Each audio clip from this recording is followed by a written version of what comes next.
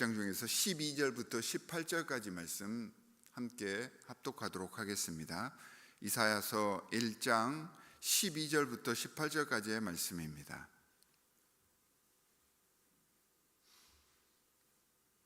이사야서 1장 12절부터 18절까지의 말씀입니다.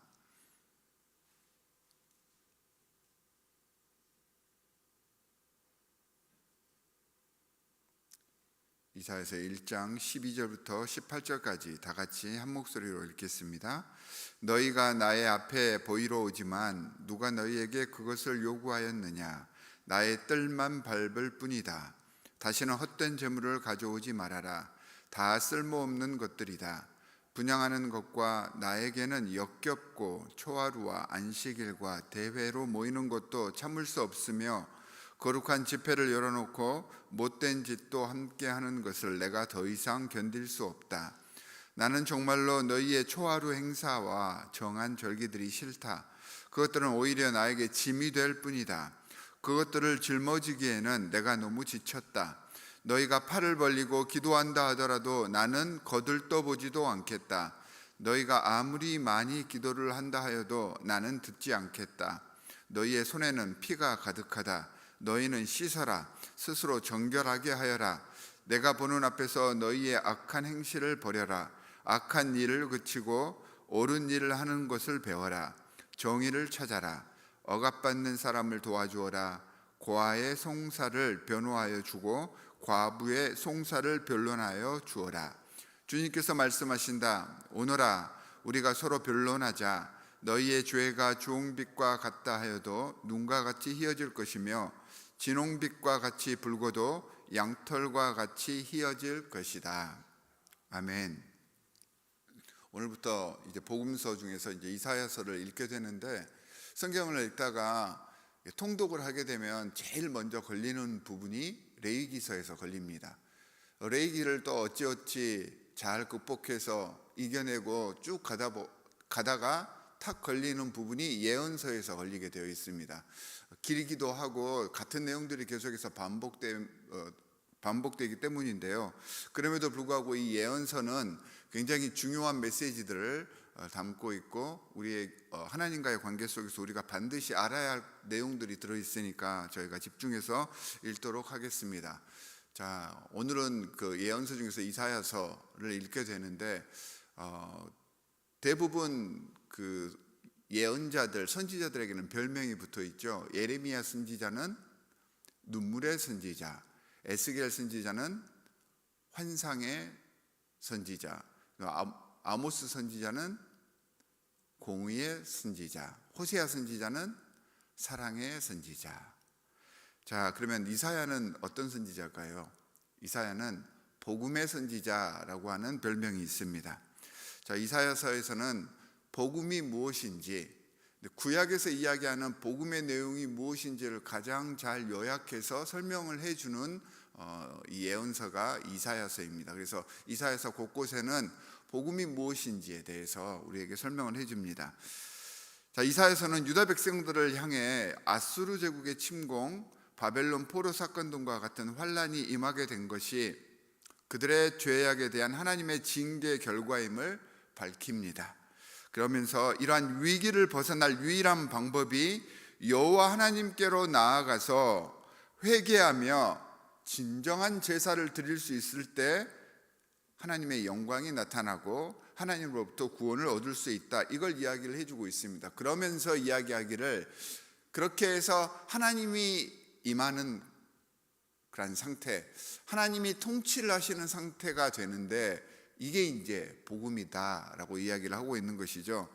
그러면서 이제 이스라엘 백성들에게 이 복음, 복된 소식을 맞아들이기 위해서 예배에 초점을 맞추십시오라고 오늘 본문에서 이야기를 합니다. 이스라엘의 가장 두드러진 죄악이 무엇인지 오늘 말씀에서 분명하게 이야기를 하고 있는데요.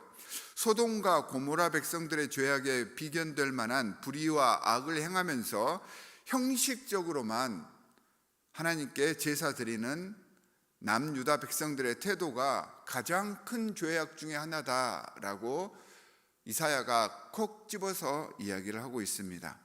자, 우리가 잘 알다시피 예배는 피조물인 인간이 창조주이신 하나님을 인정하며 하나가 되는 가장 기본적이고 원초적인 교제의 시간입니다.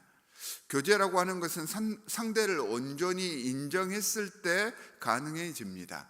서로를 배려하고 최소한의 예의를 지켰을 때 이 교제와 그 관계가 유지가 되는 것입니다. 상대에 대한 마음이 식어버리거나 변하여서 그 관계가 흩어지게 되면 이 관계가 오래 갈 수가 없습니다. 애정이 없는 남녀는 서로가 견디지 못하잖아요. 신의가 느껴지지 않는 친구 사이도 오래 가지를 못합니다. 저절로 그 멀어진 느낌이 상대에게 전달되었기 때문에 오래 갈 수가 없는 것입니다. 그래서 만남에서, 교제에서 상대에 대한 배려와 진실된 마음과 태도가 없는 그런 만남은 무의미한 것이 되어버립니다. 아니, 그런 만남은 관계를 망치고요, 서로를 파국에 이르게 합니다. 그런데 가장 중요한 하나님과의 관계를 향해 나아가는 이스라엘 백성들의 거짓된 모습이 12절에 그대로 드러납니다. 재물을 가지고 차려입고 하나님 앞으로 나아온다 말은 하지만 그들은 그냥 하나님 성전에 뜰만 밟을 뿐이라고 했습니다. 마당에 와서 마당만 받고 간다는 것입니다. 습관처럼 왔다 갔다 했다는 말입니다. 하나님과 만나고 교제하며 관계하기 위해서 제사를 드리고 예배를 드렸던 것이 아니라 신앙과 진심이 빠져버린 빈 껍데기 같은 제사만을 드렸던 것입니다. 이런 상태에서 드려지는 제물들, 이런 상태에서 드려지는 분향, 헌물과 기도는 그래서 하나님 앞에 아무런 의미 없는 가증한 것들이 되어버린 것입니다. 제물을 준비하는데도 순결하고 흠없는 제물이 아니라 세상 속에서 부당하고 정직하지 못했던 제물들을 아주 자랑스럽게 하나님께 들고 왔습니다. 부당하고 정직하지 못한 제물을 가져오지 않기 위해서는요, 우리들의 삶 속에서의 경제 활동 자체가 영적으로 건강한 상태여야 가능한 것입니다. 우리의 생업과 생산 활동의 태도가 하나님 앞에 부끄럽지 않아야 한다는 것입니다. 이 말은 우리의 삶 자체가 떳떳한 삶이어야 주님 앞에 온전한 제물을 드릴 수 있고 주님께 나아오면서 하나님께서 흠양해 하시는 제물을 바칠 수 있다라는 그런 의미입니다. 제가 시카고에 있을 때 사업하시는 한 집사님이 이제 미국에서 사업을 다 접고 한국으로 완전히 들어가시면서 이제 평소보다 더 많은 금액의 11조를 하시고 떠나셨습니다. 떠나시기 전에 친한 교인들 함께 다 모이게 해서 댁에서 송별회를 벌였습니다. 그때 집사님이 자랑스럽게 이렇게 말씀하셨습니다. 자신이 사업을 하면서 많은 크레딧 카드를 만들었는데 이번에 한국에 귀국하면서 어차피 귀국해서 이제 미국에 돌아올 일이 없으니까 파산 신청을 하기 전에 크레딧 카드 한도 내에 있는 모든 돈을 현금으로 인출했다고 합니다. 그리고 그것으로 헌금도 하고 약간의 목돈을 만들어서 간다라고 자랑을 하시더라고요. 이것을 지혜로운 거라고 생각하고 무용담처럼 말씀을 하셨습니다. 사랑하는 성도 여러분, 이것은 지혜로운 생산활동이 아닙니다. 이것은 불의한 것입니다. 이러한 재물은 하나님께서 기뻐하지 않는다는 것입니다. 헌금을 다른 사람의 강요 때문에, 자신의 교회 서열 때문에 체면칠에 부조금 내듯이 해서는 안 되고요, 헌금이 그 사람의 믿음을 측정하는 도구로 쓰여서도 안 되며 내 미래의 축복을 위한 투자가 되어서도 안 되는 것입니다. 헌금 봉헌에 대한 진정한 태도는 올바른 사고와 판단을 바탕으로 바른 가치관과 도덕적 기준이 그 기초가 되어야 하고요, 온전한 제물을 드리라라고 하는 것은 온전한 삶을 먼저 주님께 바쳐라 라는 말과 같은 말입니다. 분향이 가증한 것이다 라고 이야기를 합니다. 분양이 현대적으로 이해를 해보면 기도라고 이야기할 수가 있습니다. 그러면 어떤 경우에 기도가 가증한 것이 될까요? 기도는 우리 기독교에서 하나님과의 대화라고 합니다. 하나님의 의도를 알기 위해서 기도하며 감사하며 찬양의 목적이 이 기도에, 우리의 기도 내용 속에 드러나야 합니다. 그런데 우리의 기도들이 자꾸 우리의 이익만을 구하며 우리의 정욕을 추구하는 기도 일변일 경우엔, 하나님께 자꾸 뭔가를 바라는 기도일 경우엔 이 기도들이 단지 가증한 것들이 되어버린다는 것입니다. 다 15절에서 손을 편다라고 했는데, 손을 펴는 행위는 하나님 앞에서 겸손히 나아가기 위한 일반적인 구약시대의 기도의 자세를 가리킵니다. 그런데 이러한 겸손한 모습을 취하면서 기도할지라도 주께서 듣지 않는 이유가 우리의 손에 피가 가득하기 때문이다 라고 말씀을 하고 계십니다. 피는 내 피는 아니겠죠. 그러니까 타인의 피입니다. 직접적으로는, 문자적으로는 살인을 의미하고 있지만 상대에 대한 모든 불의한 행동과 태도가 우리 손에 타인의 피를 묻힌다라는 그런 의미 속에 포함이 되어 있는 것입니다. 관계를 파괴하는 행위를 말합니다. 함께 서로를 생각해야 하는데 자꾸 자기 생각만 하고 자기만 돋보이려고 하고 자기를 높이고 자기의 이익을 추구하려고 했을 때 우리는 나도 모르는 사이에 상대를 무시하게 되고요, 상대를 배려하지 않게 되고 상대를 이용하는 것이 되어버릴 뿐입니다. 이러한 모든 행위가 상대의 피를 내 손에 묻히는 행위가 되는 것입니다. 이러한 우리의 자만심과 이기심만이 기도에서 드러났을 때 하나님은 듣지 않으신다고 했습니다. 겉으로 어떤 모양을 취하든 어떤 겸손한 척하는 자세를 취하든 하나님께서는 들으시지 않는다고 하셨던 것입니다. 이처럼 부정한 재물과 분향은 14절에서 하나님께서 인내하시기에 너무 버거워서 힘들어 하시게 된다, 이렇게 말씀을 하십니다. 하나님을 힘들게 하는 일이고 주님과의 관계가 파괴되는 일이 이러한 재물과 분향이라는 것입니다. 물론 이처럼 온전한 모습으로 우리가 항상 살아가기는 힘듭니다. 어려운 일입니다. 사람이기 때문에 매 순간 실수도 하고요, 하나님이 기뻐하지 않는 삶의 모습이 드러나기도 하고, 기도할 때도 사람이기 때문에 하나님께 바라는 기도도 할 수 있습니다. 재물도 간혹 의도하든 의도치 않든 불이하게 얻게 될 때도 있겠지요. 그래도 적어도 우리 스스로가 죄인임을 고백하고 주님 앞에 나아갈 때는 주님 앞에 회개하며 나아가자, 이런 의미입니다.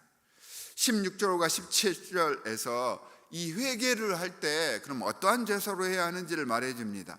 스스로 더럽다는 것을 인정하지 않는 사람은, 자기가 더럽다는 것을 깨닫지 못한 사람들, 인정하지 않는 사람은 절대 씻지를 않습니다. 깨끗하게 하려 하지 않다는 것, 왜냐하면 자기가 더럽다는 것을 인지 못했기 때문에. 회개의 기본은 그래서 내 스스로가 부족하구나, 내 스스로가 더럽다, 이러한 것들을 생각하고 인정했을 때 회개가 가능한 것입니다. 부족함을 인정하는 것, 자신의 생각과 가치관과 신앙이 온전하지 않음을 받아들이는 것, 거기서 참 회개가 가능해지는 것입니다. 겸손과 순종의 마음, 여기서 회개가 시작되는 것입니다. 하나님께서는 단순한 리추얼 세레모니, 그러니까 예식으로서의 예배나 제사가 아니라 회개의 마음, 겸손과 순종의 마음, 그리고 하나님을 향한 배려와 기대를 갖고 나아가는 그러한 예배를 우리에게 원하신다라고 이사야가 선포하고 있습니다. 이렇게 나아갈 때 하나님께서는 우리의 죄가 주홍 같을지라도, 우리에게 약간의 실수가 있을지라도, 진홍같이 붉을지라도 양털처럼, 눈처럼 희게 만들어 주신다라고 축복해 주셨던 것입니다. 모든 문제가 해결되고요, 땅의 아름다운 소산을 먹을 수 있게 될 것이다 라고 말씀하십니다. 이 땅에서 승리자로 또한 나아가 영원한 평안을 지금 이 순간부터 내가 마음을 먹어 결단한 그 시점부터 하나님을 만나는 순간까지 허락해 주시고 평강의 길을 걸어가게 해 주신다. 그 약속이 이 온전한 예배를 통해서 완성이 되는 것입니다. 하나님께서 지금 이 시간 우리를 참 예배자로 부르십니다. 여러분들의 진심과 순종으로 최선의 태도를 갖춰서 주님의 부르심에 반응하는 참 자녀들, 그리고 오늘 하루가 되시기를 주 예수 그리스도의 이름으로 간절히 축원합니다. 두 가지 기도 제목을 드리도록 하겠습니다. 첫 번째는 오늘 말씀에서처럼 우리의 삶이 온전한 삶이 되기 위해서 온전히 하나님께서 기뻐하시는 삶을 살기 위해 노력하시기 바랍니다. 이러한 삶을 살았을 때 우리의 예배가 온전해지는 것입니다. 온전한 예배의 삶을 살게 해 주십시오라고 기도해 주시고요. 우리 교회에 여러 많은 리더들을 허락해 주셨습니다. 목자 또한 각 기관의 리더들을 세우셨는데 이 모든 하나님의 일꾼들이 하나가 되어서 주님께 영광 돌릴 수 있도록 여러분들께서 교회의 리더들과 직분자들을 위해서 기도해 주시기 바랍니다. 우리 함께 두 가지 기도 제목을 가지고 기도하도록 하겠습니다. 하나님 아버지, 정말로 감사합니다. 하나님께서는 우리의 겸손과 회개와 순종의 마음으로 주님께 나아가는 그러한 태도를, 이러한 예배를 원하신다고 우리에게 알려주셨습니다. 우리는 습관적으로 예배할 때가 많았습니다. 주님을 가장 먼저 생각하고 주님과의 관계를 생각했어야 하는데 내 이익과 내 만족과 내 면피를 위해서 모든 것들을 어뷰싱 할 때가 너무나도 많았습니다. 하나님 용서하여 주시옵소서. 주님과의 관계가 온전해져야, 우리의 예배가 온전해져야, 우리의 삶이 온전해져야 주님께서 기뻐하시는 예배가 주님 앞에 올라간다는 것을 오늘 배웠사오니 하나님, 힘들더라도 매 순간 하나하나 우리의 잘못된 점들을 고쳐 나아가며 주님께 온전한 삶을 드리기 위해서, 주님께 온전한 재물을 드리기 위하여서 노력하고 회개하는 삶을 살기를 간절히 소원합니다. 인간이기 때문에 잘 되어지지 않겠지만 주님께서 성령으로 함께하여 주십시고 우리의 부족한 점들을 채워주셨을 때 매 순간 주님께 더 다가가며 예수 그리스도와 닮아가는 삶을 살 수 있을 것을 믿사오니 우리와 함께하여 주시옵소서. 하나님, 우리 교회에 귀한 직분자들을 허락해 주셨습니다. 우리 교육자들, 또한 당회원들, 또한 집사님들, 또한 목자들, 또한 모든 당회원들 위해 주님께서 함께하여 주셔서 하나님께서 세우신 이 일꾼들이 지치지 않고 최선을 다하여서 기쁘고 즐거운 마음으로 섬기며 봉사할 때 이 교회가 건강해질 줄 믿사오니 하나님 아버지, 이들 직분자들 위해 안수하여 주시옵시고 이들을 세워서